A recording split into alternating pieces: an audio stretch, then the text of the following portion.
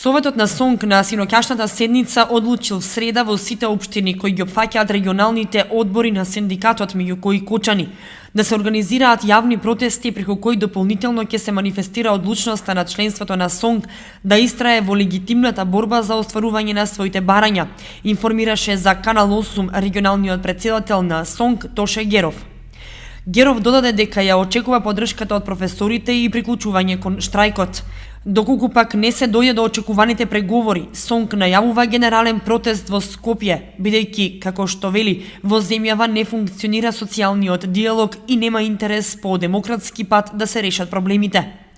Од СОНК велат дека штрајкот во училиштата продолжува. Геров информира дека во Кочани засега останува исто, односно штрајк генерално нема, но додава дека на седницата СОНК бил одлучен во својот став дека нема да го прифати предлогот на Министерството за образование и наука, најпрво да се прекине штрајкот, па дури тогаш да се почне со преговори.